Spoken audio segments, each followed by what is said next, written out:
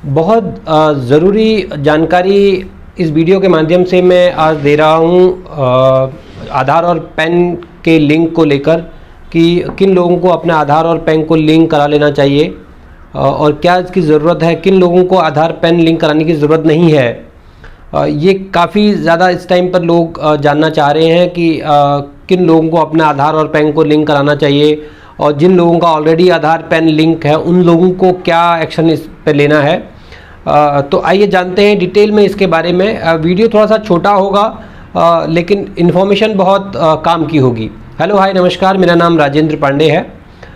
हम अपने चैनल के माध्यम से इन्फॉर्मेशन देते हैं इन्वेस्टमेंट, इंश्योरेंस और इनकम टैक्स से रिलेटेड सभी विषयों पर।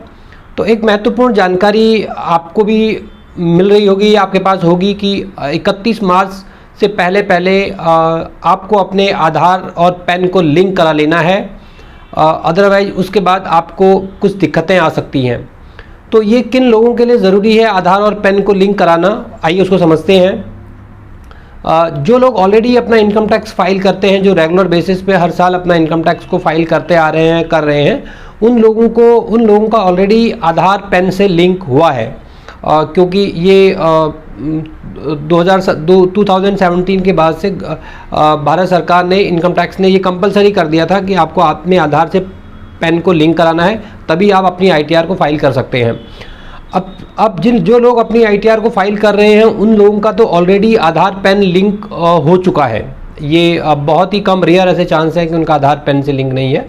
अब सवाल है उन लोगों का कि जिन लोगों के पास पैन कार्ड है, आधार कार्ड है, बट वो इनकम टैक्स फाइल नहीं करते हैं, तो क्या उन लोगों को भी अपना आधार को पैन से लिंक कराना ज़रूरी है? और क्योंकि अगर हम अभी आधार और पैन को लिंक कराते हैं तो उसके साथ हमें 1000 रुपये की लेट फीस भी देनी है। तो लोग के मन में एक संशय बना हुआ है कि भाई हम लोग, या जैसे हाउस वाइफ हैं या जो इनकम टैक्स के दायरे में नहीं आती हैं, या वो उन्होंने आज तक अभी अपना आईटीआर फाइल नहीं किया है, तो क्या उन लोगों को भी अपने आधार को पैन से लिंक कराना ज़रूरी है? तो हाँ, मैं ये कहूँगा कि हर एक व्यक्ति को जिसका आधार पैन बन चुका है उन लोगों को अपने आधार को पैन से लिंक कराना बहुत ज़रूरी है। क्योंकि हो सकता है आज आप आईटीआर फाइल ना कर रहे हो, लेकिन इन फ्यूचर भविष्य में आपको इसकी ज़रूरत पड़ेगी, ज़रूर ज़रूरत पड़ेगी। और दूसरी बात, जहाँ भी आपकी जो भी ट्रांजैक्शन पैन और आधार से लिंक रहेंगी इन फ्यूचर में, वो ट्रांजैक्शन आप नहीं कर पाएंगे अगर आपका आधार और पैन लिंक नहीं है।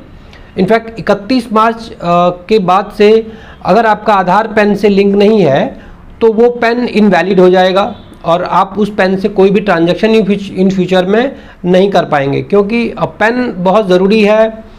जब भी आप कोई ऐसी ट्रांजैक्शन करते हैं, बैंक में पैसा जमा करते हैं, कोई और गवर्नमेंट की फैसिलिटीज़ को अवेल करना चाहते हैं, बहुत सारे लोगों के पास पेंशन आती है और वो गवर्नमेंट की और सारी सब्सिडीज़ या अलग अदर स्कीम्स को अवेल करते हैं, तो उन लोगों के लिए ये एक चैलेंज हो जाएगा। क्योंकि उनका पैन 31 मार्च के बाद से हो सकता है इनवैलिड हो जाए और वो फिर पैन से रिलेटेड कोई भी ट्रांजैक्शन नहीं कर पाएंगे।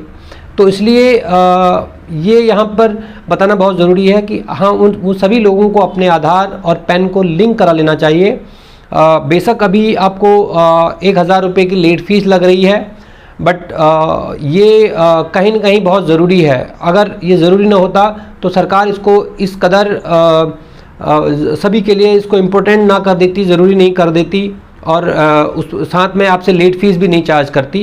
क्योंकि ये बहुत पहले से सरकार इस पर लोगों को अवेयर करती जा रही है, कहती आ रही है कि आप अपने आधार को पैन से लिंक कराइए, अपने आधार को पैन से लिंक कराइए। और इसकी डेट एक्सटेंड होती जा रही है और शायद अब इसके बाद ये डेट एक्सटेंड हो ना हो, या बहुत हो सकता है बहुत भारी भरकम सरकार इसकी लेट फीस ले जिन लोगों का आधार पैन से लिंक ना हुआ हो।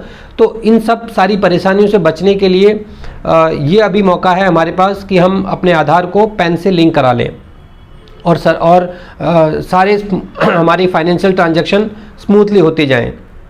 और कुछ लोगों को इसकी ज़रूरत नहीं भी है, अगर नहीं भी कराएंगे तो बहुत ज़्यादा उनको परेशानी नहीं होगी। कुछ लोगों को सरकार ने इसके लिए छूट दे रखी है। इनमें वो लोग हैं जो एनआरआई हैं या जो भारत के नागरिक नहीं हैं, या वो लोग जिनकी आयु 80 साल से ऊपर के लोग हैं, अगर वो ना भी कराएंगे तो हो सकता है उनका काम चल जाएगा, बट बाकी सभी लोगों के लिए एक मैंडेटरी होगा और ज़रूर आप अपने आधार को पैन से लिंक करा लीजिए। और ये कोई बहुत लंबा प्रोसेस नहीं है, आप इजीली भी आप घर बैठे ऑनलाइन के माध्यम से इसको करा सकते हैं।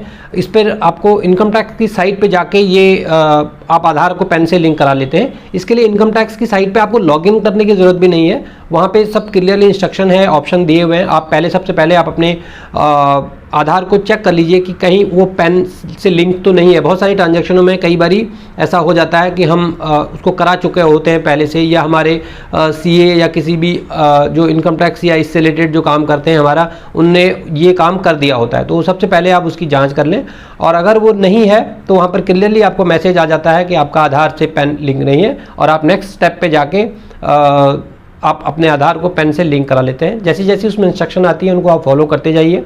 और हाँ, उसको लिंक होने से पहले ही वो आपको पॉपअप आ जाएगा और उसमें वो इंस्ट्रक्शन देगा कि आपको 1000 रुपये पे करने हैं, और आप इंस्टेंटली वहीं पर अलग अलग माध्यम से credit card, debit card, wallet के थ्रू आप डायरेक्टली वो 1000 रुपये की लेट फीस जमा कर सकते हैं। जनरली लेट फीस जमा होने के बाद इसकी अपडेशन में 3-4 दिन लगते हैं, और 3-4 दिन लगने के बाद ही आपका पैन वैलिडेट होता है और वो आधार से लिंक होता है। तो इसमें बहुत ज़्यादा आप हड़बड़ी ना करें, वो एक प्रोसेस है, और प्रोसेस के ज़रिए समय आने पर वो आपका आधार से लिंक हो जाएगा और आप उसको करा पाएंगे। जैसे ही वो आपका जो भी आपने 1000 की फ़ीस इनकम टैक्स को पे करी है, वो जैसे ही वैलिडेट हो जाएगी, और उसके बाद आप इजीली अपने आधार को पैन से लिंक करा पाएंगे।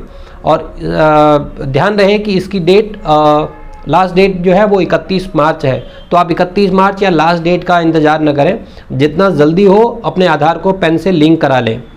और आज की इस वीडियो में इतना ही, और इस तरीके के और भी इन्फॉर्मेशन मैं आपको देता रहूँगा, हम देते रहते हैं इस चैनल के माध्यम से। तो अगर आपने ये चैनल अभी तक सब्सक्राइब नहीं किया है तो प्लीज़ आप इस चैनल को सब्सक्राइब कर लीजिए। और ये जानकारी आपको अच्छी लगी है और आपको लगता है कि ये जानकारी और भी लोगों को मिलनी चाहिए, तो आप प्लीज़ इस चैनल को, इस लिंक को और लोगों में भी शेयर करिए जिन लोगों को इसकी जानकारी नहीं है या आपको लगता है इसको जानकारी की ज़रूरत है। तो इसी तरीके से और अलग दूसरी इन्फॉर्मेशन के साथ फिर मिलते हैं, तब तक के लिए अपना ध्यान रखिए। Thank you so much.